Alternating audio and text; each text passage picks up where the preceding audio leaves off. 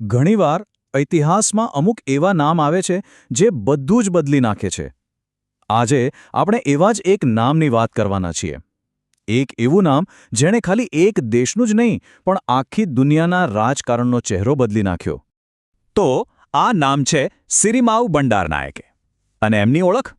એ હતા દુનિયાના સૌથી પહેલા મહિલા વડાપ્રધાન. વિચારો, આ કેટલી મોટી વાત હશે. આ એક એવી ઘટના હતી જેણે દુનિયાભરમાં મહિલા નેતૃત્વ માટે એમ કહી શકાય કે એક નવો રસ્તો જ ખોલી દીધો. તો ચાલો આ અસાધારણ સફરને નજીકથી જોઈએ. શ્રીમાઓ બંડારનાયકે 1916માં જન્મ અને 2000માં અવસાન.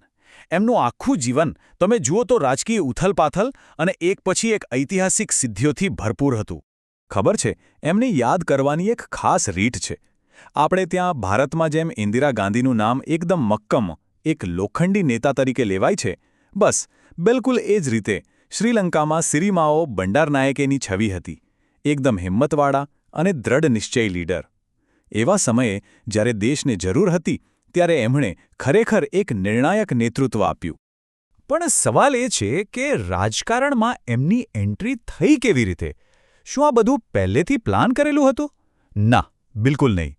હકીકતમાં એમની રાજકીય સફર એક ખૂબ જ દુઃખદ ઘટનામાંથી શરૂ થઈ જેણે એમને સીધા જ દેશના રાજકીય કેન્દ્રમાં લાવીને મૂકી દીધા.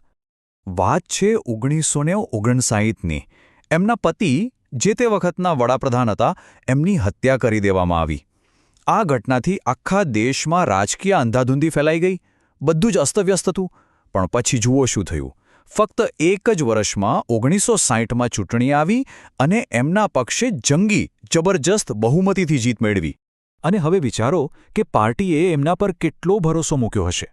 પાર્ટીના આગ્રહને કારણે એમણે માત્ર વડાપ્રધાનનું પદ જ ન સંભાળ્યું, પણ સાથે સાથે વિદેશ મંત્રાલય અને સંરક્ષણ મંત્રાલય જેવા સૌથી અગત્યના ખાતા પણ પોતાના હાથમાં લીધા. મતલબ કે એક સાથે ત્રણ મોટી જવાબદારીઓ. અને એમણે એને ખૂબ જ હિંમતથી નિભાવી પણ ખરી. તો ઠીક છે, એ વડાપ્રધાન તો બન્યા, પણ પછી એમણે કેવા નિર્ણયો લીધા? એવા કયા નિર્ણયો હતા જેણે શ્રીલંકાનું ભવિષ્ય નક્કી કર્યું? એમને નીતિને સમજવી હોય તો એના બે મુખ્ય પાયા હતા. દેશની અંદરના મુદ્દાઓ માટે એમણે મધ્યમ સમાજવાદનો રસ્તો પસંદ કર્યો. અને જ્યારે વાત દુનિયાની આવે, આંતરરાષ્ટ્રીય રાજકારણની, તો એમણે બિનજોડાણવાદની નીતિ અપનાવી. એટલે કે એ સમયના કોઈપણ મોટા પાવર બ્લોકમાં એ જોડાયા નહીં. એકદમ સ્વતંત્ર રહ્યા.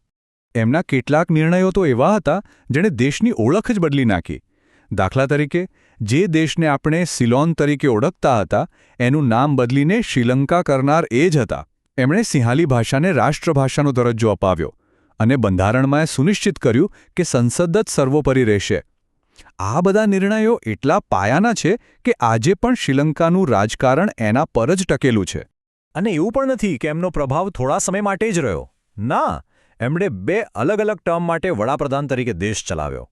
પહેલીવાર 1960થી 1965 સુધી અને પછી ફરીથી 1970થી 1977 સુધી.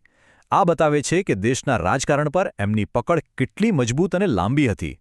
એમના કામની કદર ખાલી શ્રીલંકામાં જ નહોતી થઈ. એમણે આંતરરાષ્ટ્રીય સ્તરે પણ માન સન્માન મળ્યું. સંયુક્ત રાષ્ટ્ર એટલે કે યુનાઇટેડ નેશન્સની જે ફૂડ એન્ડ એગ્રીકલ્ચર ઓર્ગેનાઇઝેશન છે, એમણે સિરિમાઓ બંડારાનાયકેને એમના સામાજિક કાર્યો માટે સેરેસ મેડલ આપ્યો હતો. આ એક રીતે આખી દુનિયા તરફથી એમના કામની સ્વીકૃતિ હતી.